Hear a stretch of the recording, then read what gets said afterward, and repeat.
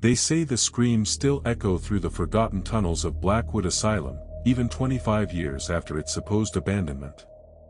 In '99, a group calling themselves the Severed Veil believed those screams were an invitation, a resonant frequency to peel back reality itself. I, Alex, was there, drawn by a morbid curiosity, by the promise of truths too terrible for daylight, descending into the claustrophobic maw of that cursed place where the air itself felt heavy with past agonies and the metallic tang of fresh dread. The Veil's dogma was simple, and brutally elegant.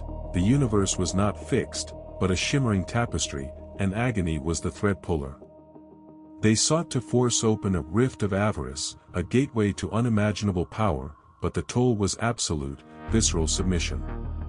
The asylum's history of unethical vivisections and lobotomies made it sacred ground for them, a place where the veil between flesh and spirit was already thin, primed for the unspeakable rituals they meticulously prepared, charting constellations of pain. The ritual began at the zenith of a blood moon, casting arterial shadows across the carved sigils. With each agonizing shriek, a deeper resonance vibrated through the underground cavern. One acolyte, chosen for his unwavering devotion, willingly laid upon the cold, rusted operating table. His flesh was flayed from bone in precise, geometric patterns, his eyes wide, glazed over with a horrifying ecstasy, as his blood, thick and dark, pooled into the central runnels, a gruesome conduit powering the nascent portal.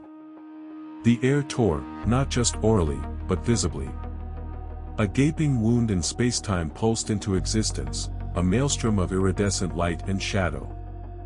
From its depths writhed things that defied geometry, entities of pure, abstract suffering.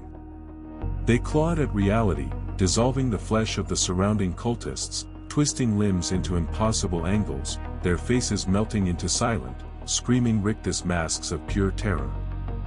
My own mind fractured, 1,000 needles of ice and fire piercing my thoughts, as the suffocating pressure of an ancient, malevolent intelligence pressed in. And then, I was seized. Dragged, not into oblivion, but into a blinding flash of pure, reconstructive agony. The world reformed around me, but I was different.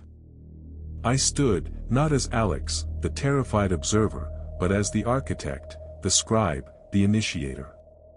My hands, no longer trembling, began to scrawl the very sigils onto the asylum walls, to chisel the cult's dogma into stone tablets, to meticulously craft the instruments of torture, laying the groundwork for another ritual, my ritual. The twist? I am the endlessly looping shepherd of my own damnation, condemned to construct the very hell that devours me, over and over, eternally reborn to feed the rift, a self-sustaining engine of pure, unadulterated, inescapable torture, every scream, every agony, originating from my own endlessly recycling torment.